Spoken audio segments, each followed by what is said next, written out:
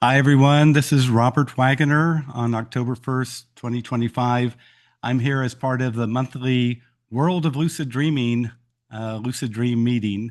And this is where we have an opportunity to share a little bit about lucid dreaming and also ask questions. I taught myself how to lucid dream back in 1975, if you can imagine that. The scientific evidence for lucid dreaming came out in 1980, 1981. And over the last many years, I've had more than 1,000 lucid dreams. Also, I've written two books on lucid dreaming, if you don't happen to know. The one with all the tips and techniques is Lucid Dreaming, Plain and Simple, that I co wrote with author Caroline McCready. And then my first book, Lucid Dreaming Gateway to the Inner Self, is the one that people use who want to have their mind expanded about the potential of lucid dreaming. So my books have been translated into about 8 to 10 different languages. And so if English isn't your first language, I hope you'll check it out. So with that, I'm going to go to the PowerPoint. And again, if you'll mute yourself until we're ready for questions, that would be great. So here we go. Here's my question to everyone. What can you never escape in a lucid dream? So here we see the Israelites trying to escape Egypt after years of bondage. But what can you never escape in a lucid dream? So that's what we're going to talk about a little bit today for the next 10 minutes. And if you want to, you can put your answer to that question in the chat, and we'll look at those later. But what can you never escape in a lucid dream?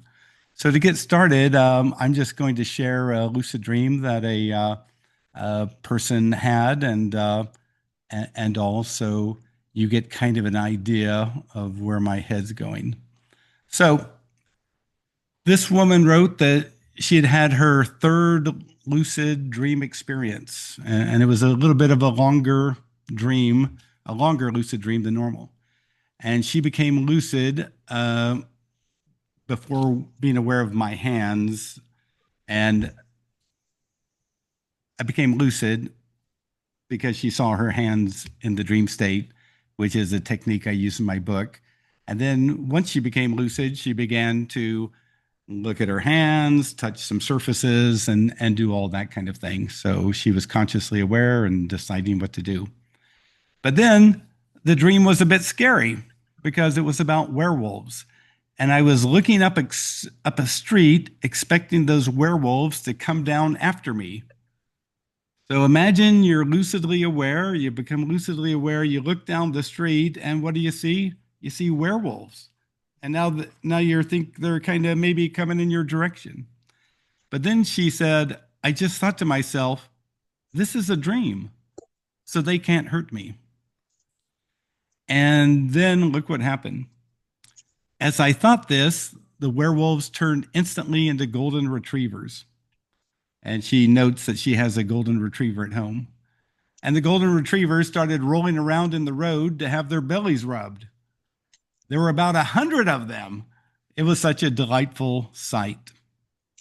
So again, I'm just going to start here, and again, if folks would mute themselves so their noises don't come through. But she started out third lucid dream, saw her hands, became lucidly aware. She began to touch surfaces. Then, as she looked around, the lucid dream became a little bit scary because she saw these werewolves on the street. And just then she thought, well, wait a second. This is a dream, so they can't hurt me. And now look what happens. As I thought this, the werewolves turned instantly into golden retrievers and started rolling around in the road to have their bellies rubbed. There were about 100 of them. It was such a delightful sight. So that gets back to our question, and I'm going to stop sharing for a second to see what people say when I ask, what can you not escape in a lucid dream? So here's one thing Barbara Hamlin says, waking up. Sophie says the truth. All says the truth. Edward says, my presence. Tanya says, yourself. What else do we have here? Bell says, your mind. So, Mark says, your beliefs, attitudes, and focus in the waking world. Ken, yourself. Eileen, your unconscious. Bruce, your subconscious mind. So, as you all started to get there, and I'm going to go back to sharing here, um, is just that point. What you can never escape in a lucid dream is really, in many respects, yourself. Now, this begs the question, what exactly is the self? And so, one thing that you'll notice immediately in most lucid dreams, as you begin to have more and more and more, is that your lucid dreams often reflect back to you your beliefs. If you believe around that next corner you're going to have trouble, I'll tell you what, you're going to have trouble. If you can believe you can only fly 6 feet high, what'll happen? In a lucid dream, you'll only fly 6 feet high. If you expect that that next dream figure is going to talk to you, they'll turn around and talk to you. Your focus, your intent, all of these follow you in a sense in a lucid dream because they're part of your mindset at that moment. The other thing that's also there that you probably wouldn't be aware of unless you read my books is your inner awareness is also in a lucid dream. And here I'm calling it your inner educator, because not only do your beliefs and expectation and focus intent all become reflected back to you, but sometimes your inner awareness or inner educator will bring forward things in many respects to see how you respond. How are you going to respond in that moment? And so one thing that's important to understand when it comes to lucid dreams is that in the waking world, we think of all of this as being outside of us, like this wall, that's not me, it's outside of me. I guess I'm tapping on a painting here. It's outside of me. But in a lucid dream, there's a realm out there, but also that realm out there is immediately and completely tied to what's in you as well. So it's kind of a hybrid realm that you're in. You're perceiving out there and having things reflected back to you, but what you're perceiving out there is oftentimes your own beliefs, thoughts, ideas, emotions, focus, intent, expectation. Because remember what happened to this woman in her lucid dream. At first, here come the scary werewolves. She's lucidly aware, but oh my God, there are the werewolves. Can't deny it. There they are. They're coming down the street. But then at that moment, suddenly at that moment, she does something. I thought to myself, this is a dream, so they can't hurt me. Here's a belief and an expectation. This is a dream, so they can't hurt me. And then look what happens there in the outer environment. As I thought this, the werewolves turned instantly into golden retrievers. And she loves golden retrievers. And there's about 100 of them, and they all roll on their back and want their bellies rubbed. She didn't control that. She didn't make that happen. It just spontaneously emerged because her mind changed. I thought, this is a dream, so they can't hurt me. She didn't ask for golden retrievers to appear, okay? But golden retrievers did appear, and they appeared because she loves golden retrievers. So there you go. So again, this is a very fundamentally important aspect of lucid dreaming. Every time you're in a lucid dream, you carry with you yourself. Now, here's the beautiful thing. You can change your beliefs. Sometimes I've had trouble flying in lucid dreams, and then I remember one day I thought, wait a second. In lucid dreams, there's no such thing as gravity. And I'll tell you, as soon as I changed my belief Then I could walk on the air like it was steps. I could walk on the air. I could float upside down, feet first, as high as I wanted to. I changed my beliefs, and suddenly it all became possible. So, again, you can't escape yourself in a lucid dream. It's going to be there along with your expectation, focus, and intent, and your inner educator. So, what's the beauty of that? Lucid dreaming teaches us to become aware of our own beliefs and our own expectations and our focus and our intent. Also, lucid dreaming teaches us that if we don't like the perceived environment, what do we have to do? Change our beliefs, change our expectation, change our focus, change our intent. We have to change them. So that's how lucid dreaming helps us wake up in the waking world as well. Because once we see it occur in lucid dreams, then we can see it occur as well in the waking state. And oftentimes in this class, I've taught how I overcame my hay fever. I didn't do anything in a lucid dream. I just became lucid living. I would notice whenever I was fearful or concerned about hay fever that always happens in August and September. So first I mindfully observed it. Then the second thing, whenever I thought that, I said, nope, not anymore. So I stopped that way of thinking. And then I had to tell my mind what I wanted to believe, what I wanted to expect. This year, I'll breathe easily and naturally. The first year I did that, the symptoms went away 70%. The next year I did it, symptoms went away 90%. The year after that, the symptoms went away 95%. Now I just breathe easily and naturally. I never worry about August and September because I don't have hay fever. I breathe easily and naturally. So this is what lucid dreaming is doing. Lucid dreaming is a fantastic inner teacher. Just the system in and of itself shows us the importance of our beliefs, expectation, focus, and intent. And then if we go deeper and more observant, then we'll also notice that there's also a inner awareness, a larger awareness or inner self that you can engage. And if we're smart, we'll realize, you know what? The same thing is going on in waking reality. If I want to change the outer world,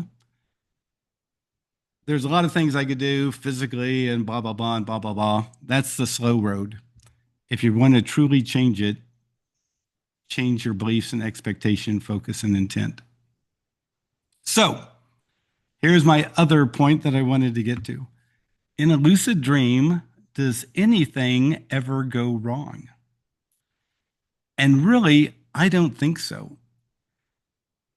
In a lucid dream, all that's happening is occurring according to certain principles. Once you begin to understand the principles, once you begin to see how perceived experience is created in a lucid dream, then you'll realize that, nothing is going wrong here. Everything is in accordance with certain principles.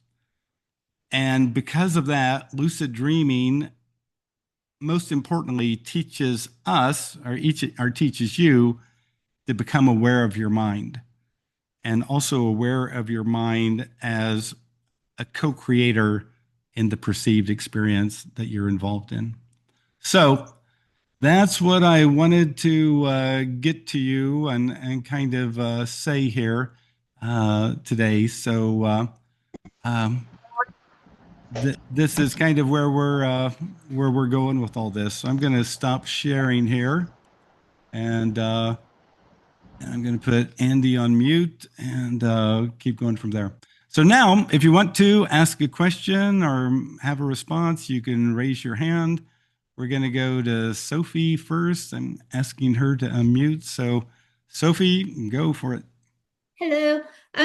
So I have a question. Basically, when I get lucid, I can shoot bad characters. And that's just a thing that I can do in dreams, just shoot them and they die.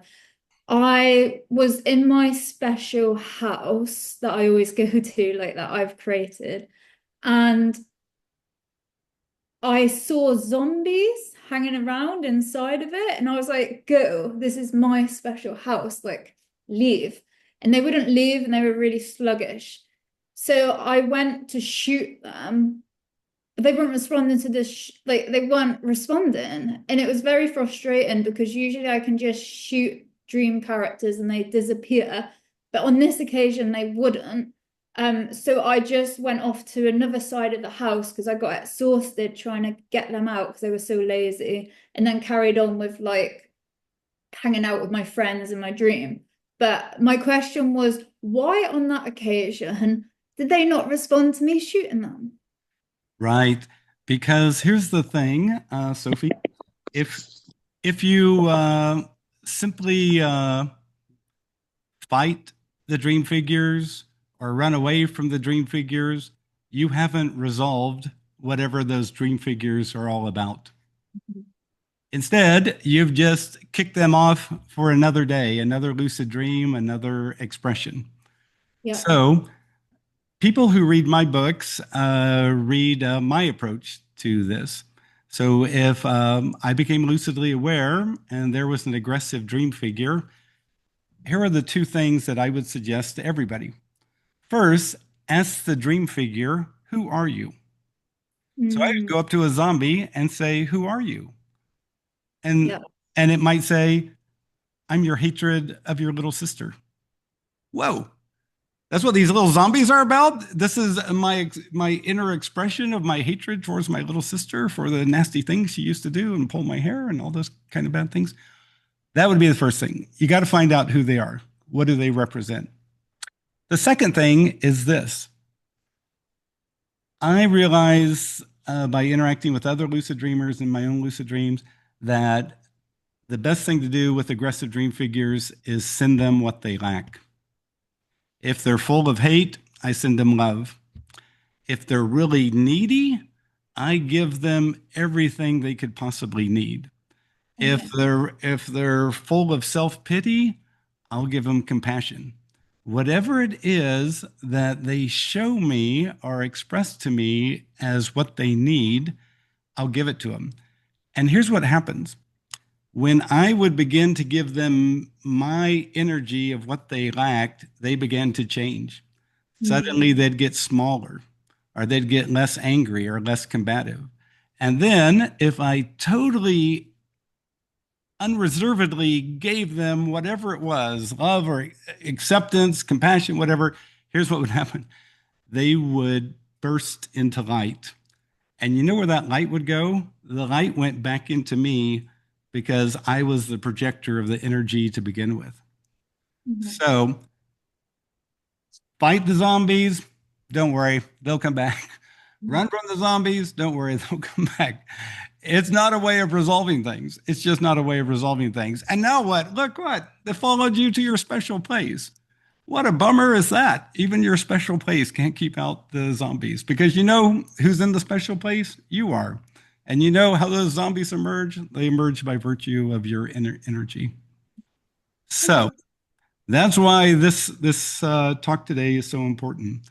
A lot of times people think that there's a glitch out there or they're being haunted by demons or blah, blah, blah. And the one thing that we bring with us in every lucid dream is ourselves, our beliefs, our expectations, our focus intent. But learn what they are, give them what they need. All of a sudden, no more zombies in Sophie's special place. Let alone. Also, sometimes it's a mind blow when you find out what they are. You realize how it also appears in your waking life. Like, oh my God, this is what's keeping me from that thing I wanted to achieve. It's my fear of this or my concern about that or whatever. And you resolve it in the dream state and it's resolved in the waking state. And you go, wow, this is wild. Okay, I will try it. Thank you. Okay, good enough. Good enough. Also, if anyone wants a deeper explanation of all that I just said to Sophie, please read my second book, Lucid Dreaming Gateway to the Inner Self. That'll get it. So we're going to go over to Bruce next. Bruce, we're going to have you unmute. Good morning, Robert. Hi there.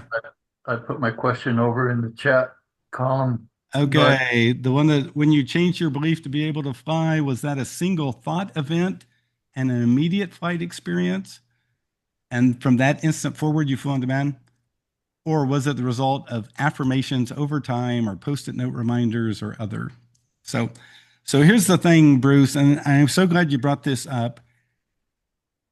In every lucid dream, it's a new you. Even though the mail comes to the house and it's Bruce, and Bruce opens it up on Monday and Tuesday and Wednesday and Thursday, it's a new Bruce every day. It's a new Bruce. One lucid dream, you might be pissed off, Bruce. You've been dealing with a lot of crap all that week, and you are now in pissed off Bruce mode. And your beliefs and expectations, your focus, your intent are in a whole different way. The next lucid dream, you might be in Bruce, the spiritual master mode, and all of a sudden, your mind, your viewpoint, your beliefs, expectations are subtly shifted. So, so that's the important thing to understand. So, in the one particular lucid dream, when I thought, what am I having a hard time flying with? There's no such thing as gravity in a lucid dream. Suddenly, in that lucid dream, boom, walk on the air, fly upside down, fly backwards, go as high as I want. There's no such thing as gravity. But 2 months later, you know, I wasn't concentrating on the belief in that moment, but I would just fly around regularly. But with enough practice, a belief is a habitual idea. And over, once you repeat to yourself over and over, there's no such thing as gravity in a lucid dream. There's no such thing as gravity in a lucid dream. You're making that part of your hardwired system, your viewpoint. And then, as soon as you have adopted that belief, then all of a sudden things are vastly improved in terms of flying. So, so again, it shows us to be more mindfully observant of our own thoughts because there's just no escaping them. And what's even worse, there's no escaping the expression of their ideation. That's if in the waking world you're full of hate towards a certain group, you're it's it's helping to create the situation that you then experience. It's like, oh my gosh. So anyway, that's why observing the self is so important and observing the beliefs, expectation, focuses. so you didn't do necessarily 3 months of affirmations on that or anything like that. It was just a slow impregnation over time, then essentially. Well, so in that dream, it occurred to me there's no such thing as gravity. It was like a spontaneous realization that occurred to me in that lucid dream. But after that lucid dream, I started to think, oh, that was so brilliant. Look what happened after I had that belief, that change of belief, that change of expectation. So, so you're right. It can happen very slowly and be a slowly formed realization, or it can happen in an instant and become like a thunderbolt, just like I get it. Yeah. I only have flight lucid dreams, it seems like maybe once every 3 months or so. But I was just curious, from your being as adept as you are, if you had any additional, but that helps. I think a lot of it is, like you say, it's just your belief uh, In that combined with moment. intention. Yeah. Yeah. Your belief in that moment. So one thing you might want to do each day is remind yourself, tonight, if I become lucidly aware and start to fly, I'll remember there's no such thing as gravity in a lucid dream. And if you begin to make that part of the contents of your mental mind and begin to put some energy into that thought, that belief, that habitual idea, Then when you become lucidly aware next, you'll find yourself flying and, oh yeah, there's no such thing as gravity. And oh, watch me go. I'm walking on the air. I'm flying backwards. I'm shooting feet first. It'll all change. The second part of that question is uh, related to volume, so to speak. And you read, what you've written and others have written about the Tibetan dream yoga masters. You're constantly in a mode where the world, the normal world that we're in is dream substance and essentially a dream. And for us normal earthlings, that's a hard concept to essentially incorporate into our flow of thought through the day. So it's Right. And that's why in the final chapter of my book, Lucid Dreaming, Plain and Simple, I have a technique that anyone can use. You don't even have to be a lucid dreamer, don't even have to remember your dream. A technique a waking person can use to see how they help construct the waking perceived experience that they then perceive. And so if you have a chance, I hope you'll read it because I'm not going to go on and talk about it right now. But but I wouldn't worry about Buddhist masters. I wouldn't worry about any of that. I just start wherever you are. And if you want to play around with the concept, get the final chapter of my book, read it, do that practice. When I came up with the idea and did the practice, I burst into tears that it was so simple because it took me about 5 or 6 days to see my changed belief in the waking state now resulted in the world reflecting back to me that changed belief. And it's great. just like, oh my gosh, that's powerful. Thank you, Robert. Yeah, thanks, Bruce. Good questions. Thank you. Now we're going to Edward over here with the interesting background. So Yeah. Yeah, little see the life pattern. Nice to meet you, Robert. yeah, thanks. Yeah, my question is, I'd always thought that the dreams were separate from the physical body, but in this past week, I had a really bad fever, and I'm still feeling its effects. It's been a week, and whenever the fever would surge, the dreams would become really intense, but like nightmares, where I would be caught into certain thought patterns and I couldn't get out of them. And so, I guess my question is to what extent does our physical body actually impact our dreams? Right. So one of the most impactful physiological experiences, according to modern science, is dreaming. Either during or after dreaming, all sorts of neural chemicals and other biomarkers start shooting through the body. Why is that? Why would dreams result in all of this biological information getting shot across the system? And of course, why would we then, 90 minutes later, go back into the same state of dreaming and have that same process? It's obvious to me that dreaming, and it occurs in everybody, all of us dream about 23% of the night we spend in the dream state. It's obviously an information system and an energy system as well. And it's a call and response, and it's dealing with various levels of the self. We like to think of ourselves as just an ego self or maybe a conscious self, but there's various levels of the self. So that's what I'd have to say about that. One thing that I do want to say that in both of my books, my first book has it more deeply. I have a chapter on using lucid dreams to physically heal the body. And I've received in the book, I have about a dozen successful examples and a couple of non-successful examples. And oftentimes it's people who they've gone to the doctor, they've dealt with all the stuff, but they had some issue that resisted traditional medical treatment.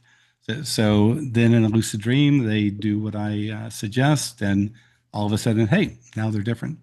But here's the point that I was trying to get to. Stephen LaBerge, kind of the father of lucid dreaming science, shows the proof of concept about why the body should be able to be physically healed by lucid dreaming. So here are some of his experiments he did.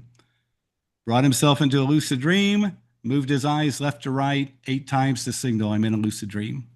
So the intent in the lucid dream got physically manifested, moved his eyes. He brought lucid dreamers into the sleep lab, told them when you become lucid, move your eyes 8 times to show that you're in a lucid dream. Then start to clench your fist in an alternating pattern. And I have these little pads around your arms to see if there's any muscle movement that we can pick up that will start to appear in an alternating pattern. Guess what? It showed up. The alternating pattern in the forearms began to show up. Had lucid dreamers go in and change their breathing pattern. And of course, what happens in the lucid dream, they're changing their breathing pattern, and in the physical body, changing their breathing pattern. Had lucid dreamers go in there and do mathematical calculations. Oh, and that part of the brain hemisphere lights up more than the other part. As the other lucid dreamers start to sing when they become lucidly aware, oh, suddenly that part of the brain hemisphere lights up. So again, the proof of concept has been shown. And it's interesting, if you go back in 1984, 85, there was a magazine called Omni Magazine, and Jane Gockenbach and Stephen LaBerge sent out a survey in this magazine that if you've ever had an example of a lucid dream healing, they would love to hear about it. And so I can't remember, I think they might have got like 600 responses back. And of that, there were 86 that were clear healings that had occurred. But it's terribly obvious that from within a lucid dream, you can heal your body. And in my online magazine that anyone can get for free, luciddreamingexperiencemagazine.com,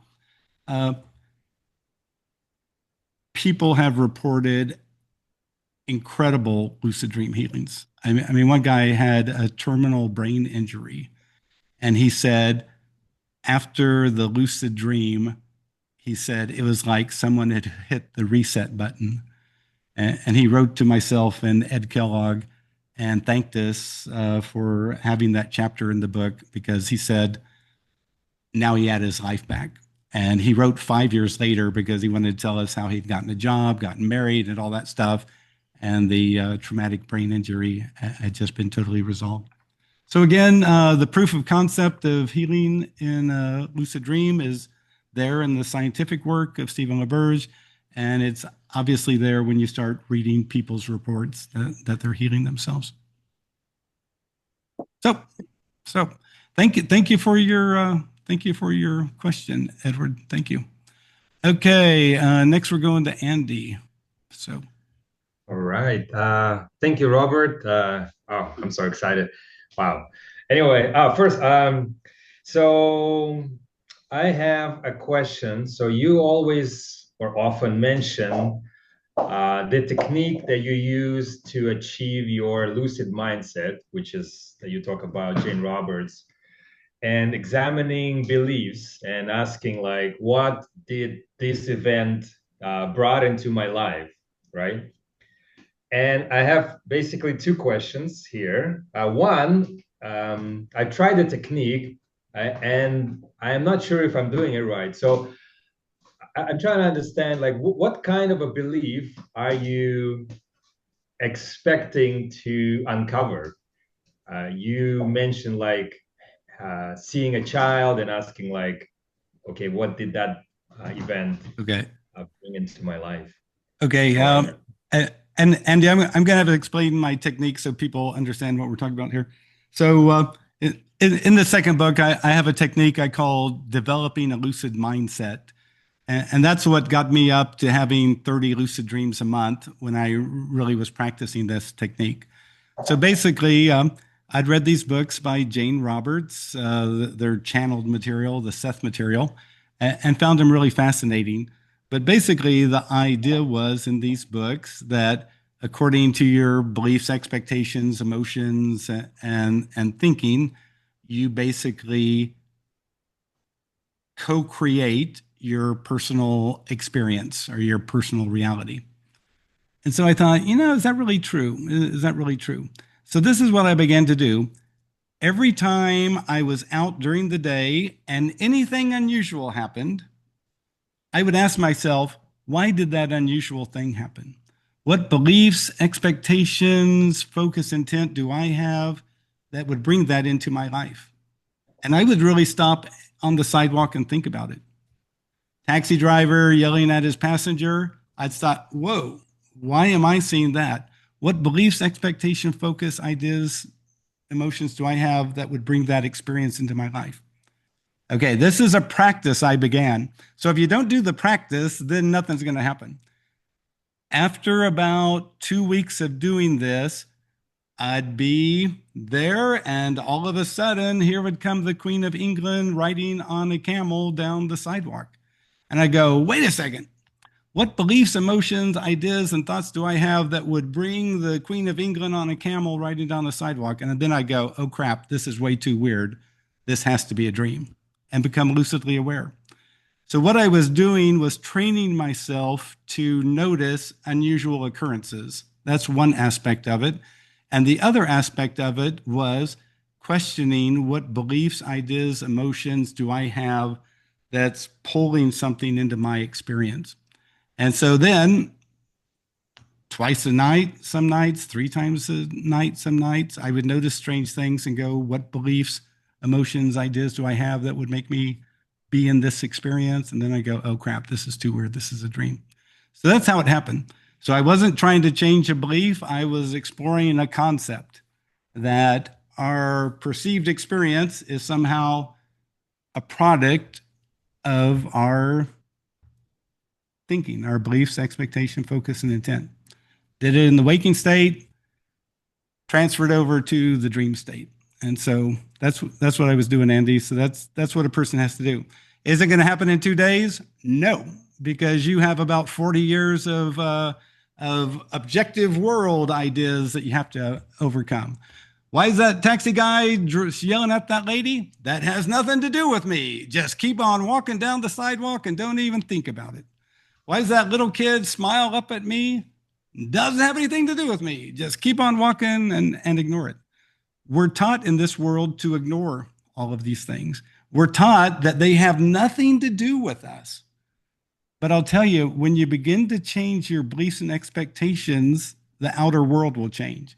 It might be slow, like in the case of my overcoming hay fever, but in the lucid dream, when you change your beliefs and expectation, suddenly you don't have zombies anymore. You have golden retrievers, and there's hundreds of them, and they want their bellies rubbed. Because why? I just had the thought, this is a dream, so I can't be harmed. So you've got to see that the mind is helping to create the perceived experience, whether in waking or in dreaming or in lucid dreaming. In lucid dreaming, it's totally, completely, and utterly obvious and all. But again, that's what the technique is, and I hope I explained it well in this booklet. If I didn't, somebody write me a note and have me add on the additional points. Okay. And can I ask the second part then? Yeah, yep, keep going. Okay, so if I understand correctly, the lucid dreaming results from paying attention to the unusual things, right? Not from the examining the beliefs. Both.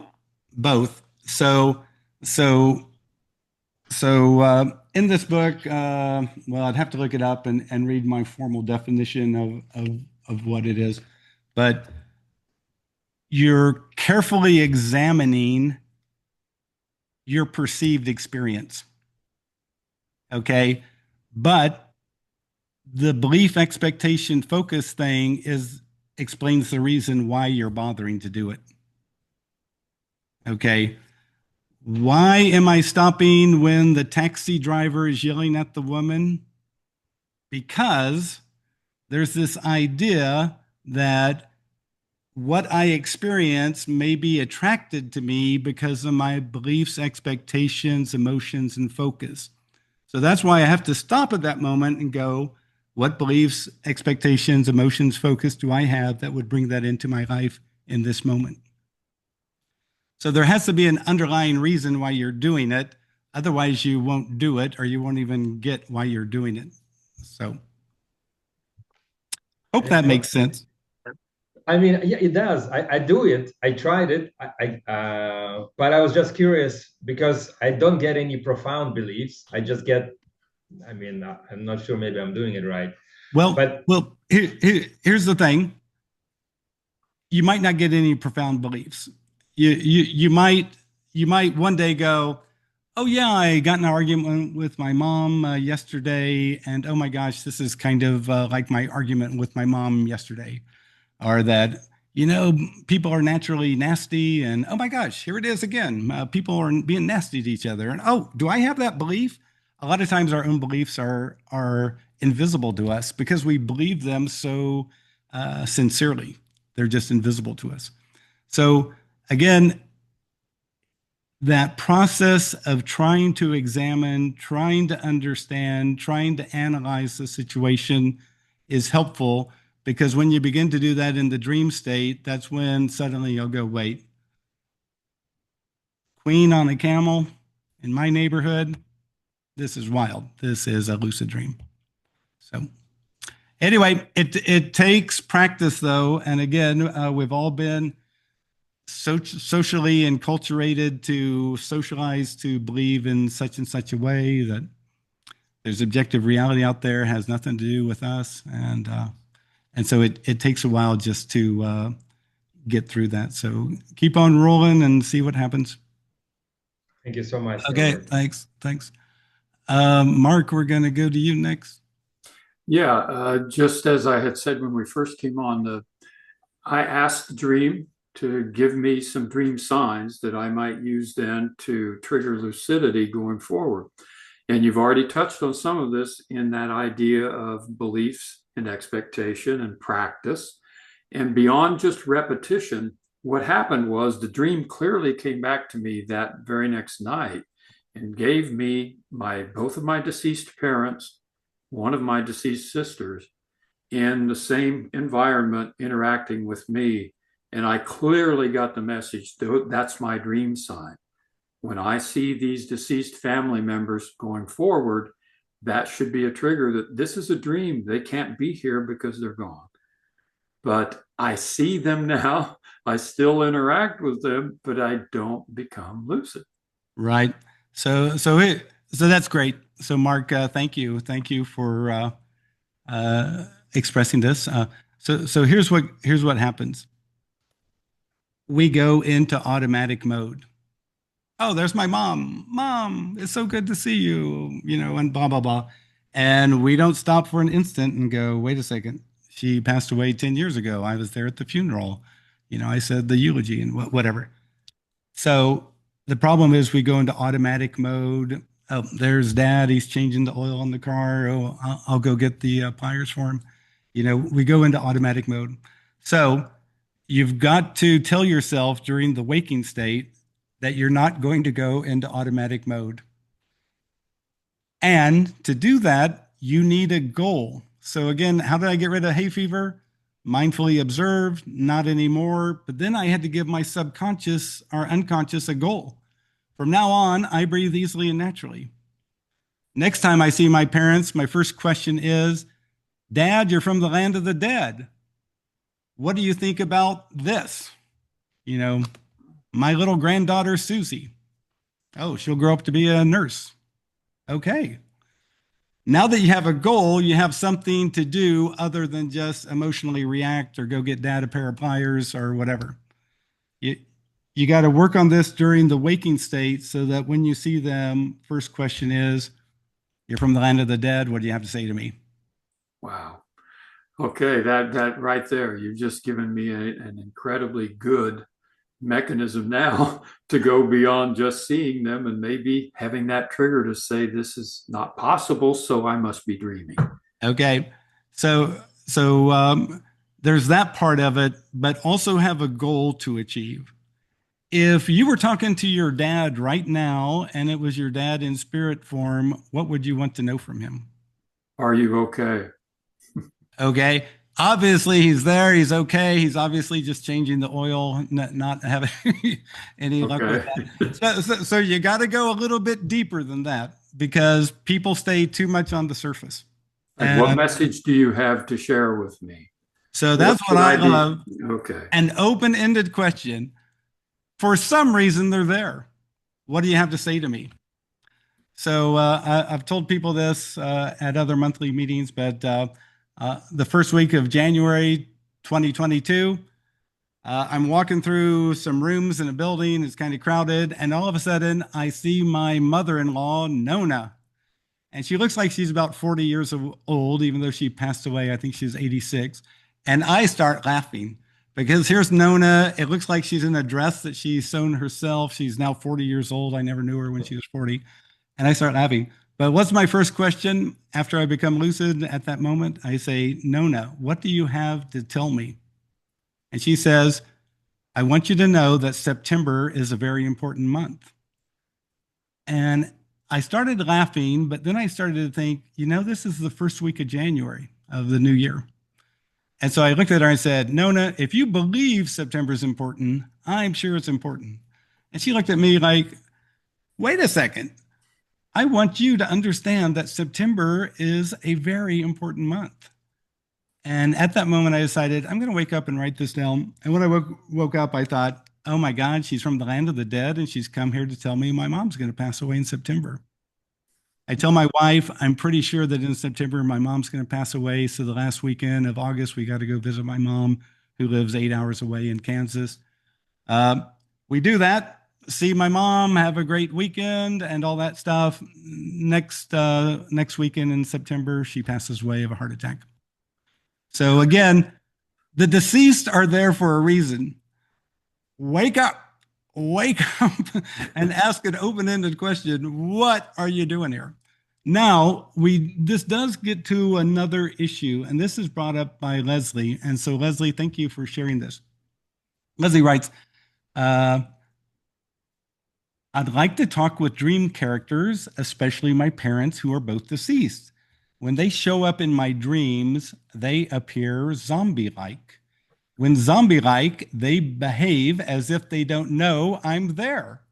How can I break through the veil that seems to separate us? Okay, Leslie, here's the first thing. Let's just think about this rationally. Here's what happened. My dad passed away, 25 years ago. About 3 months later in a lucid dream, I decided I'm going to go find my dad. All the dream figures told me, don't do it. Don't do it. It's not time yet. And because they were all in unanimous accord, I said, okay, I'm not going to do it. And then I made all those dream figures explain everything, every symbol in the dream. So then I thought, if my dad wants to come to me, then that's great. About 2-3 years later, there's a ladder. And coming down the ladder is my dad. My dad has a bad haircut. And I think, oh my God, he can't even get a good haircut in the after death state. So I was immediately lucid. But he comes down and I thought, well, wait a second. Is this my dad as a dream symbol, as a projection of my mind, maybe my loss and my grief and my memories? Or is this my dad as a spiritual being who's come to see me? So dad comes down the ladder and I greet him, he greets me, and I ask questions. Dad, you're from the land of the dead. When is mom going to pass away? And he replies, oh, probably 2 to 6 years from now. I say, of what? He says, a heart attack or a heart problem. And I ask him one more question and he responds, and then he tells me, would you please be quiet so I can tell you what I've come to tell you? So almost 2 years later, so he told me mom would pass away in probably 2 to 6 years. He said probably 2 to 6 years. So nothing was set in stone, but there was a likelihood. 23 months later, my mom went to the hospital, almost died of a heart condition. A few years after that, she went back to the hospital, almost died again because she'd been taking some prescribed medication that actually harmed people's hearts. But again, here's the thing, Leslie. What I'm getting from your question, and maybe this is me projecting, so excuse me if I am, you're uncertain. Am I dealing with the dream symbol here, or am I dealing with mom and dad? And as long as you treat them as a dream symbol, there's a veil between you. I'm not asking you to treat them as a spiritual being. I'm asking you to go up there and ask them questions and figure it out. Because I remember when my dad first passed away, he and I would be at the TWA lounge or the TWA gate at the airport. He did not say a word. He was as dull and dumb as a potted plant. But there we were at the TWA thing. Then I finally woke up and realized, oh, we're at the Trans World Airlines gate. He's going to a different world. He's going to the world of the deceased. Was that my dad there? I don't think so. I think it was the projected energy of my concern about what's happening to my dad. He just passed away 2 days ago. So here's my thing, Leslie. You're going to have to do just like I've encouraged Mark to do. You don't know if it's a dream symbol or something else. You've got to go up and ask questions. So, Mom, what do you have to say to me? So, Dad, how do you feel like my teenage son is doing? Ask a question. Get some input. If they respond like a rock on the shelf, then you're probably dealing with that. But don't let your beliefs hamper you. You know, some of us have our Western science beliefs and, oh, when you die, and blah, blah, blah. Ask questions. Get in there. Sometimes they'll grab your hand and they'll want to show you something. It's incredible what can happen. So, and just use affirmations essentially to build that memory to ask those questions of the deceased person. Just in your mind, practice it. All right. I see Dad. Dad, what do you got to say? Sierra, you have been very patient. Thank you for waiting. Thank you for doing this. And mine's a little bit off topic. I'm sorry. Oh, there is no topic here. Okay, cool. Other than Lucid Basically, I've written books before and I want to continue writing. I haven't written a book in 2.5 years because the last one flopped and I no longer trust my instinct. And it literally something I am going in a loop in every single day. And it's actually why I started to try to do dream work. Eventually I asked my dream, just like, what do you want me to write? Like, just choose for me, please. And I had 3 choices. One was really lighthearted and sweet. The other was quirky and sentimental, which is probably most in line with my personality. And the other one was extremely dark and violent, trauma, all kinds of stuff. And I'm super like rule follower and I try to live as neutral as a life as possible. Basically, I don't know why I do that, but that's just what I do. So I was thinking the cozy mystery with the cute little cat. Because I don't feel anything about it. I don't feel like I hate it. I don't love it. It's actually kind of boring to me. Anyways, the dream. Now, is that the lighthearted one? The lighthearted one, yeah. Okay. And so then that's the one that seems the easiest and whatever to do. And then I had a dream that. Oh, sorry. Was that the order they came in? The way you presented them was the first idea that came to you in the dream was the lighthearted one? Oh no, I was telling the dream this. Here are my 3 ideas. Which one should I write? Oh. And yeah, sorry about that. Was that in a lucid dream or it came to you? Dream incubation. Okay. Sometimes I lay down in bed and then I talk to my dream about it and then I write the question in my journal. And I was like, just tell me which one. Okay. And it chose the super duper dark one. It was really obvious that was the choice. And I couldn't understand why. And it also makes me like, it's honestly kind of an uncomfortable thing. And but I tried because the dream told me to. So I was like, I trust the dream. And I gave up 2 weeks later. And then I had another dream where like a psychopathic child was coming to attack me. And I eventually did, but it was really an incompetent attack. It attacked me with a butcher knife by sliding it under the door. And then it hung out with my son and I took it home. And on the way home, I was driving this kid back to his house that was a psycho that attacked me with a butcher knife. And he was like, on the drive, he was like, so why did you stop writing? And I don't remember the rest. But I was just wondering, why would my dream ask me to do, it almost feels like I worry that it's somehow immoral to write that.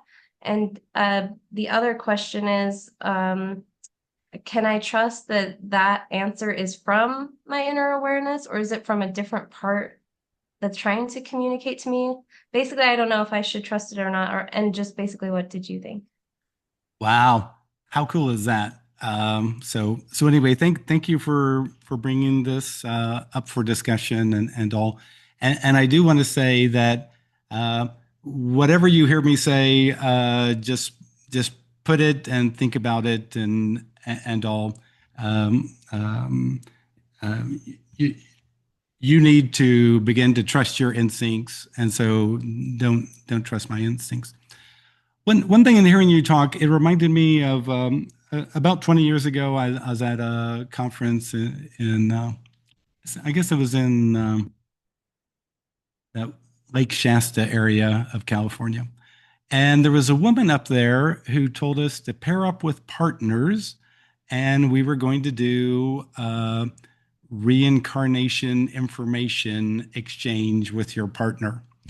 And so we're there with our eyes closed, our partner's sitting right in front of us. The lady's telling us, count down, do this, breathe like that. Now, all of a sudden, when you open your eyes behind your partner, you'll see their most impactful incarnation.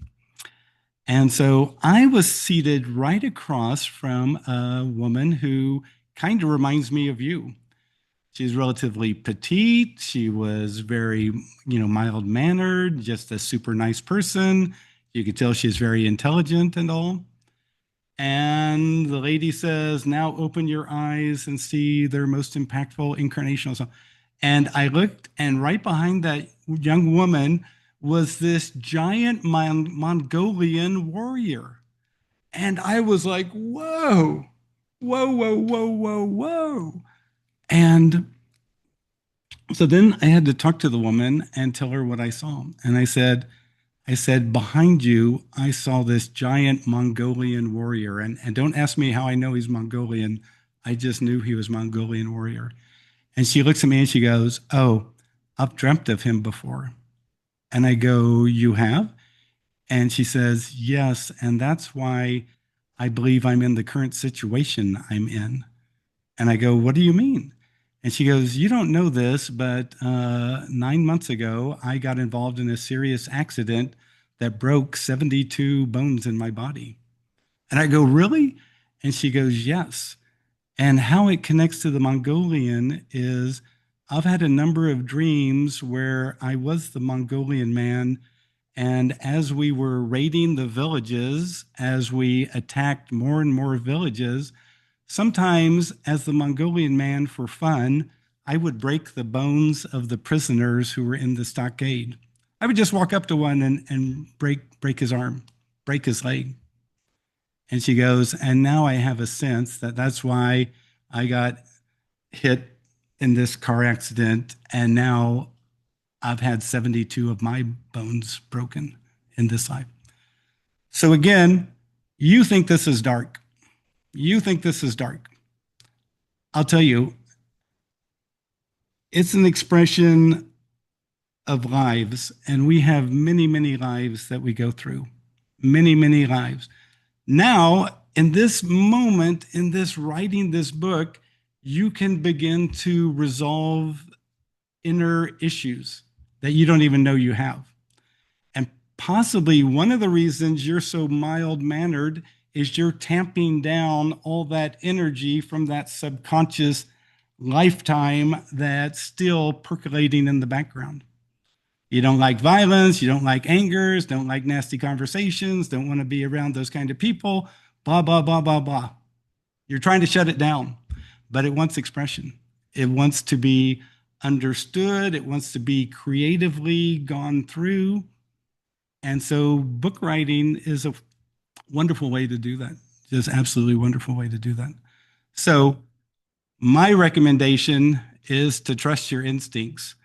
And even if you don't understand them, if you go, hey, I'm Sierra, I'm living here in 2025, I'm this, that, and the other, I want to tell you, Sierra's probably had 60 or 70 other lives by now.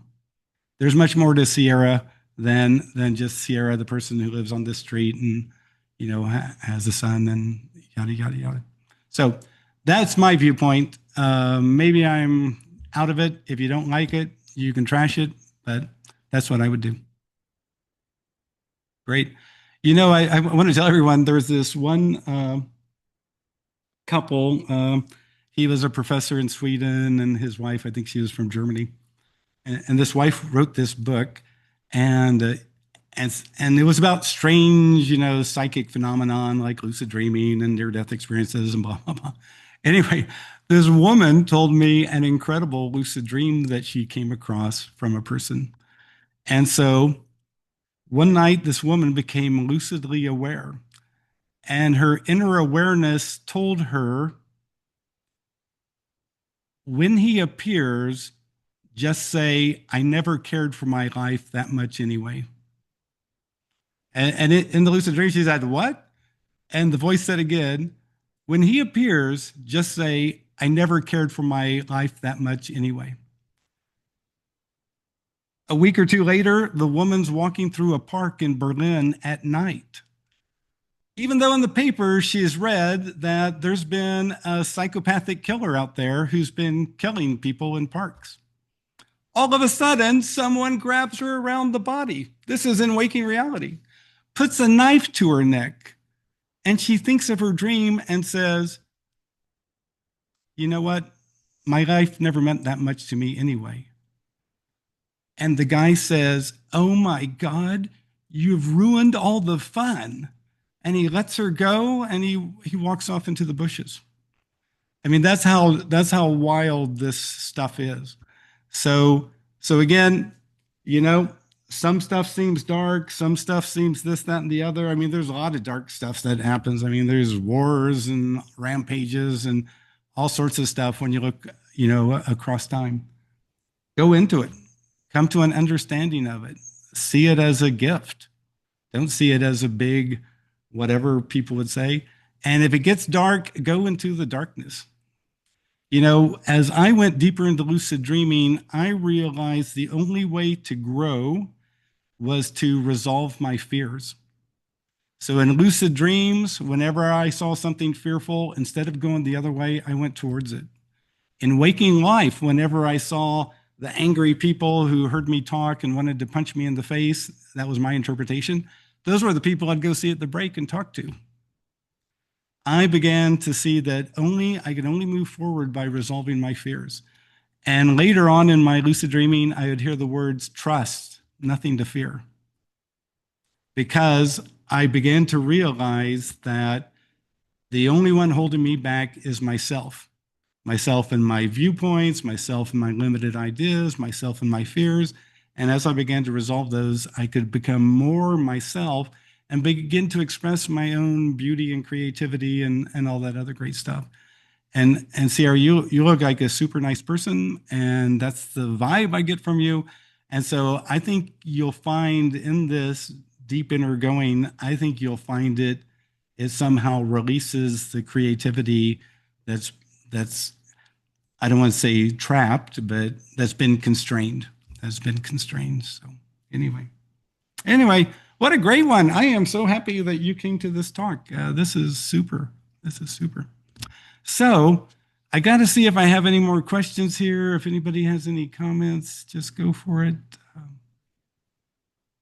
If I could just quickly tell my Yeah, experience go for it. about deceased people. After my mother died, for about over a 6-month period, I was taken to see her and I could observe her.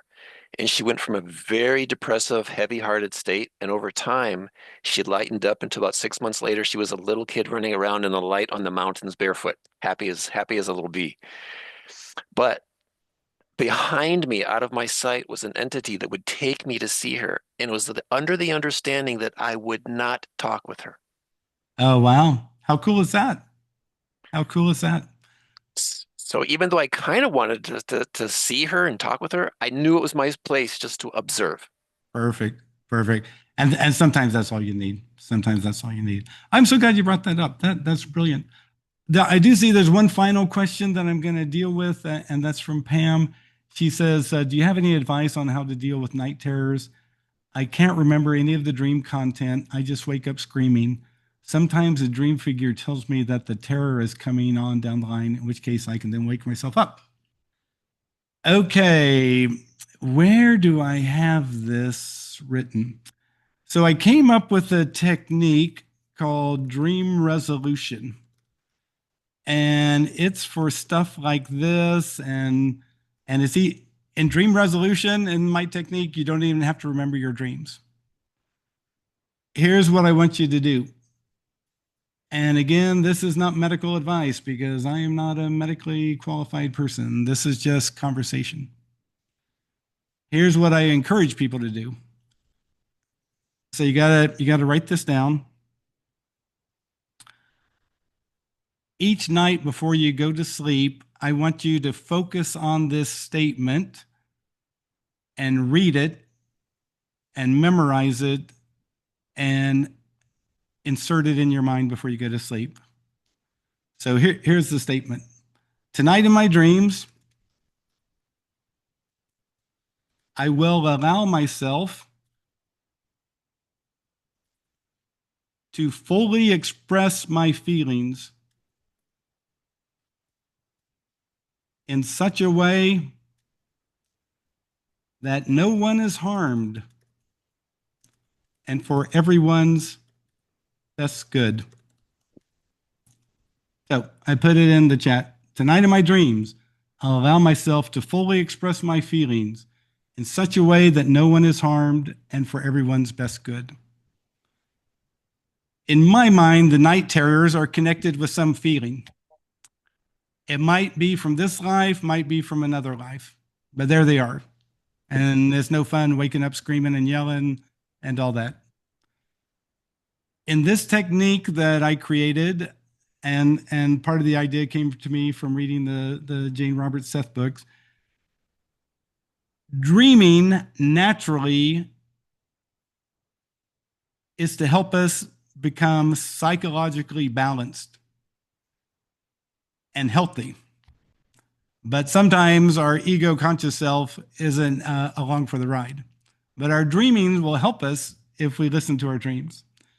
In this technique, what you're asking, and you have to do it every night for 30 days. So today's October 1st. This is your lucky day. Get a calendar. Mark each night before you go to sleep that you did it. Tonight in my dreams, I'll allow myself to fully express my feelings in such a way that no one is harmed for it and for everyone's best good. I had one woman do this. She came up to me and she told me she felt dead. And I go, what do you mean? She said, I can never express my feelings. I go, why can't you express your feelings? I tried to talk to my husband, but he's a Juilliard trained pianist and he doesn't want to be bothered by my feelings. I talked to my daughter. I want to express my feelings, but she has an eating disorder. She'll freak out. I go to work. I try to be a professional. If I talk about my feelings, then I'm no longer a professional.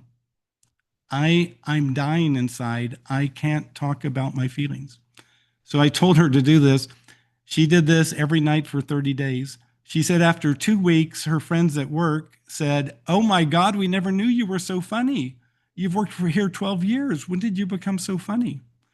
At the end of 30 days, she said the relationship with her husband and daughter were totally different now.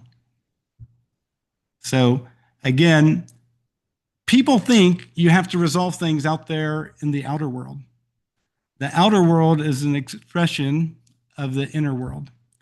If you can get it resolved in the inner world, it'll change everything. It'll change everything. So that's all you have to do.